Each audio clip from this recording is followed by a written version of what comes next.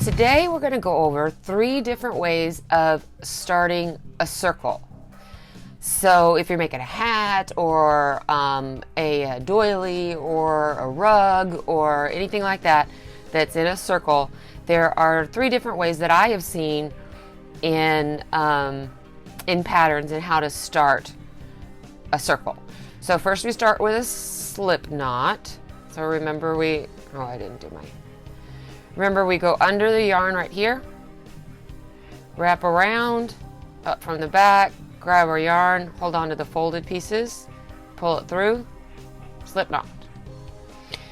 Now, one way is this. We do a chain and then we slip stitch it together and the chain forms the ring that we stitch around. So I'm going to do a chain of 5. 1, 2, 3, 4, 5. And then I'm gonna, it really doesn't matter if it gets twisted, and it probably won't because since it's so short. But then you slip stitch into the first chain like that, and then you have in here is your circle, is your hoop. So I'm going to start this, I'm going to do this first one with 12 single crochets in the circle, in the loop. So I'm going to crochet over this tail, and that way I can use the tail to pull it a little bit tighter. So there's 1,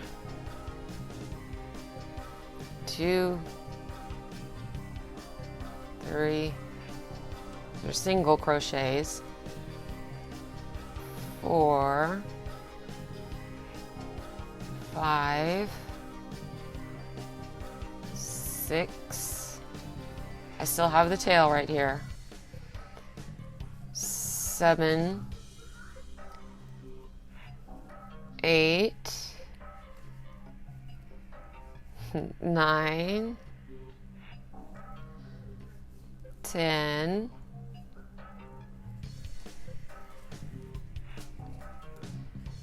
11,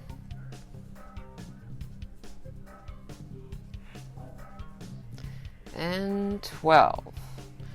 And then you finish the round by slip stitching into the first single crochet that you did right here, and you slip stitch. Oops, I lost my yarn. Pull it through and pull it through, or slip stitch. And now what you can do is you can kind of pull up your loop there and drop your hook. Take this tail and just pull it, and you can see that the hole shrunk up a little bit. It didn't close all the way. I only have it over about half the way. So you can leave it like that, or you can have a long enough tail to sew it together in the back. So that was a single stitch, 12 crochets around the circle with a chain creating the circle. So I chain 5 and then I slip stitch, and if it's in a pattern it'll tell you how much to chain. If it's chain 3, those are kind of hard to do. Sometimes you want to have a big circle because it's part of the pattern, and they'll have you like, the instructions will be chain 10 and slip stitch, and then do 24 stitches or something in the middle. This next one, we're going to do a half double crochets around the loop. And so the way you do this is you take the number of stitches that is the number of chains that is the height of the stitch. And so a single crochet, if you were going to use a single crochet, that's 1 stitch. A half double crochet, which is what we're going to do, is 2 stitches, and a double crochet is 3 stitches, 3 chains, and then we add 1 to that. So for a half double, it's 2 chains. So first I'm going to make a slip stitch, and then I'm going to chain 2 chains plus 1. So we go 1, 2 for a half double plus 1. And that gives us this first chain right here. It becomes a loop. So I'm going to yarn over and go into that first chain, and it becomes our loop. So we do we yarn over, we draw up our yarn, and we pull through all 3. And that's 2 double crochet, because the first 2 chains there is the first double crochet. So that's the second double crochet, and we're still going into that first chain. 3, 4, 5, 6, 7, 8, 9, 10, 11, 12. Oops, I didn't. Wait, let go. Yarn over, go in, pull it up, yarn over, pull through all 3. There's our 12. And so we go into the first half double that we did, which is the first stitch on here, because we didn't chain 1 or anything. We just started right with our stitches. So you go into that whole V, not the whole stitch. Did I go into the whole stitch? No. Into the top V though. Sometimes you have to do each one separately. Go under the top V, and then grab your yarn, pull it through if you can. And then I lost it. Sometimes this happens, even after you've done it for a while. Pull it through, and then pull it through. Pull that tight, pull the yarn up a little bit. Take your tail, and you can try to pull it. It doesn't do anything. So maybe if I had turned it and went over the tail, I don't know. But these, I don't like these very well, but sometimes it calls for that. And that's what that means. And then you can, again, leave a longer tail, and then use it to kind of sew it together. You can get a needle and thread it through, and then just pull, and you're yanking it, you're cinching it tight, or you can just cross over back and forth and make it smaller. So that is the straight chain that you chain up the number of stitches for that stitch that you're going to go into, and then add 1, because the one that you add is going to count for the one that you use as your loop. So if you're doing a single, you chain 1 for the single and 1 for the loop, so that's 2. If you're doing a half double, you chain 2 for the half double and 1 for the loop, so that's 3. If you're doing double crochet, you chain up 3 for the double crochet plus 1 for the loop, and that is 4. Didn't know this was going to be a math lesson, did you? Okay, so the one that I use most often, whenever I can get away with it, even if it calls for one of the other ones, is a magic circle. And I didn't start using this until I was crocheting for a year or 2. And I don't really know how I do it, kind of like when I told you last time about the slip knot. I don't know how I do it, I just do it. So if you take your yarn in your hand and you wrap it around, make a circle, cross it over, you have your working yarn back here, you're holding on to your tail. You go under the loop that you're holding tight with your fingers, and then grab the working yarn and pull it up. And then you wrap your yarn around your hand so you have control over it, kind of pull down that loop and do 1 chain. And then you have a loop to work in. I'll show you that one more time. So we take our loop, take our yarn and just loop it around.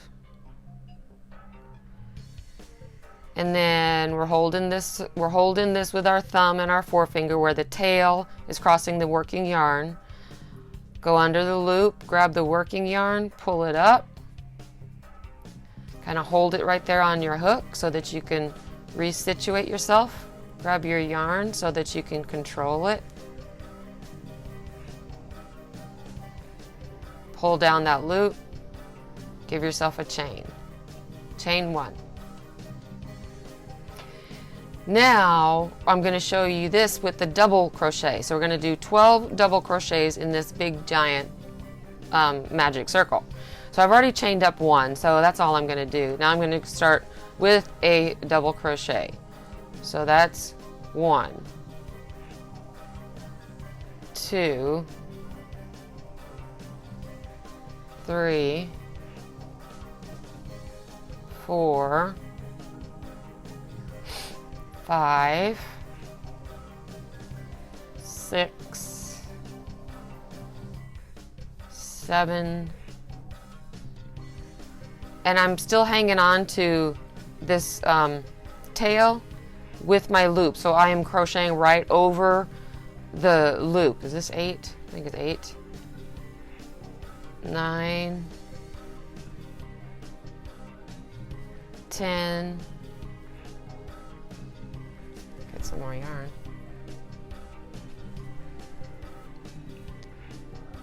11 and 12 double crochets. Pull up your loop, drop your hook, see your tail. You might run out of tail as you're working it, so just pause where you are and pull it a little bit. Circle gets a little smaller, but you have more of a tail to run over because you want to have the tail left when you're done. So I'm going to first count to make sure that I have 12. So I'm going to count my V's. 1, 2, 3, 4, 5, 6, 7, 8, 9, 10, 11, 12. This one laying down is a 12. And now, put my hook back in there, pull it down, and I'm going to grab this tail and I'm going to whoop, pull it. Is that fabulous? And then I'm going to slip stitch into this very first double crochet. Slip stitch. There we go. And then with that magic circle, you got no hole at all in there. If it's a bulkier yarn, sometimes you will still have a little bit of a gap and you can sew it closed, or you can just leave it like that. But with this DK3 light that I'm using with a 5mm, it pulls in pretty tight. So now what I want to go over is how do we continue these rounds, because it's getting bigger and bigger as we go out, and so we need to make sure that we are adding stitches. We have to increase each round in order to keep it flat. So what are we going to do? How are we going to do that? Where there's a whole pattern on that, on doing it, and I'll show you that in just a second. So as we work to increase our circle, each round has, since we started off with 12 double crochets for our first round, each round has 12 segments, and these segments continue to increase. So here's our first round. There's just one for each segment is just one stitch. For the second round, there's going to be 2 in each segment. And so each segment is just, from the first round, is just one stitch. We need to put 2 stitches in each and every one of the stitches from the first round. So I'm just going to chain up 1, and I'm going to put 2 double crochet, 2 double crochet in each stitch. That was in the first one. Here's the second stitch. Put 2 double crochet in here and 2 in the next. Oops. And 2 in the next.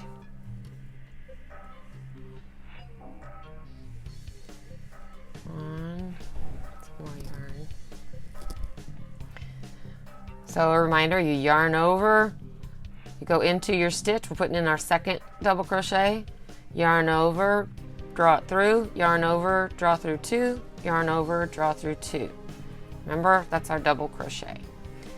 If you don't remember, or if you didn't watch the first show of this series, then you can go back and watch the video where I showed the single crochet, half double crochet, and the double crochet. So all the way around, I'm putting 2 double crochet in every stitch.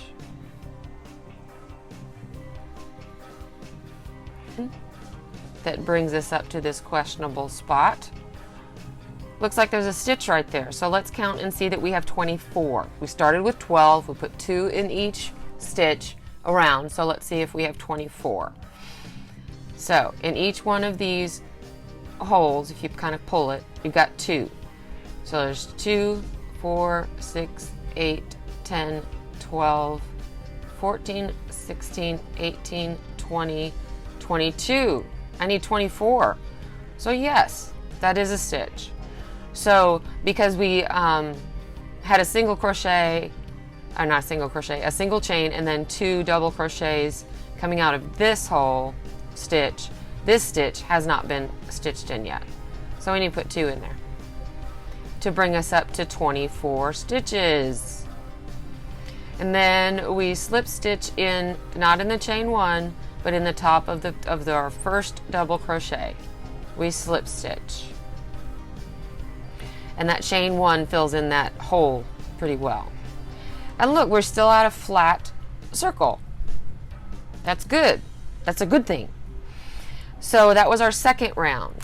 So for our third round here, I couldn't find my skinny dry erase, I'm sorry. For our third round here, we need to have 3 in each segment. So our first round had 1 stitch in each segment. Second round had 2 in each segment. So there's 12 of 2, which means 24. Third round, we need 3 in each segment. So that's going to give us 3 times 12 is 36. So how do we do that? Same thing we did. Well, not quite the same thing. But here we're stitching onto the second row. So we're stitching this third row. We put 2 double crochet in the first of the segment, and then just 1 in the next, and then 2, and then 1, and then 2, and then 1. So let me show you. So we just did 2, 2, 2, 2 in all of them, because that's what we needed for row 2. Row 3, we have 3 in each segment. So I just chained 1. I'm going to go right into the same stitch, do 2 double crochets, 1, 2, and then I need 1 more, 3. So I go into the next stitch and I put a third one there. In this pattern, you never put more than 2 in a stitch. So each segment has 1 stitch that you put 2 in, and the rest of them are single. 1 that you put 2 in, and the rest of them are single. So since this segment has 3, you put 2 and then 1. And then 2.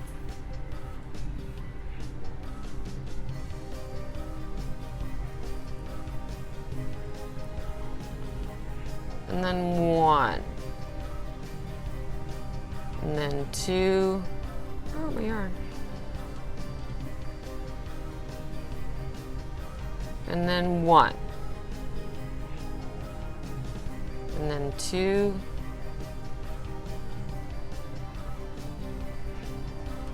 And then 1.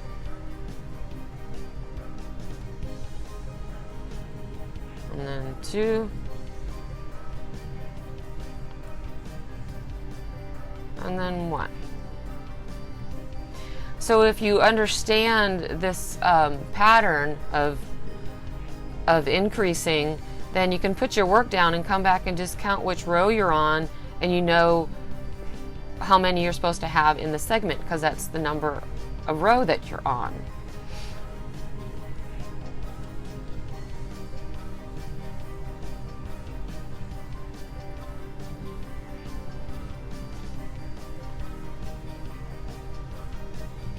or if you put it down in the middle of a row because somebody, ding dong, somebody's at the door, so you put it down, you come back and go, oh no, where was I? But you can look on here and you see that you've got 2 here. Can you see that? You've got 2 in that stitch, 1 in that stitch, 2 in that stitch, so we know that we're on 1, 2, 3, and we know that we've got 2 and then 1 and then 2 and then 1, so we know that the next stitch gets 2. Then I'm going to slip stitch my first stitch, chain 1. That was my 3rd row. 1, 2, 3. See? So you can count the hole, and then you can count the holes where the stitches go in if you can't see the stitch. But however you count it, it's 1, 2, 3 rounds. So now I'm on round 4. And round 4 has 4 in each segment. Okay? So we've got 4 in each segment, and the first one of the segment gets 2. So we go 1, 2 in that first stitch that we made our chain 1 in. And then we need 3 and 4, each in a single manner. So we put 2 in the first one, 1 in the second one, and 1 in the third one. But it adds up to 4 stitches. So I always count just the 1, 2, 3, 4. And I know that 1 and 2 are together. 1, 2, and then 3 is individual, and 4 is individual. And up, I'm back to 1, 2, then individual, 3, and 4. And you just keep doing this same pattern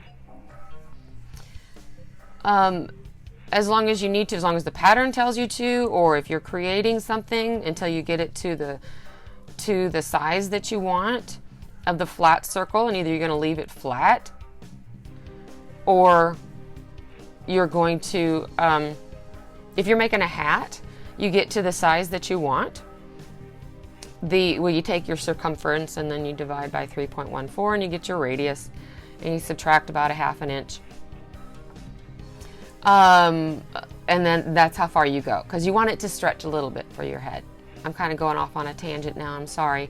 But if you were making a hat, you make the top part for the crown of your head as a flat circle, and then you stop increasing altogether and it starts going just straight down. Well, it kind of curves over and it eventually starts going down. And then you would have a hat. So from here, you'd have a hat. So that is the pattern for any round, any circular thing that you're doing that you want to keep flat. If you're making a basket, you want to get the bottom as flat as you can, and then you just start doing 1 in each stitch, and then it'll start changing shape. It'll first start coming up like this on you. You want to flip it, and so that it'll start going up like this, and you have a pretty basket. I'm gonna pull this one out.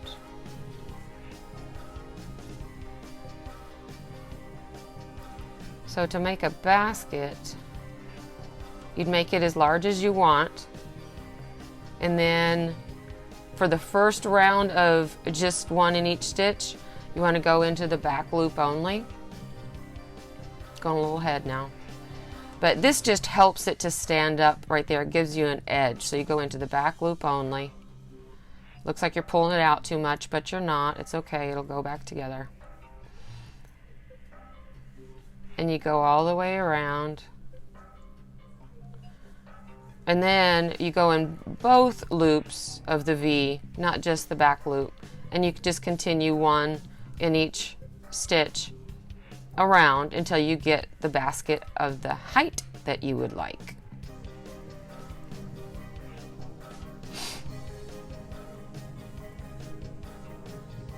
So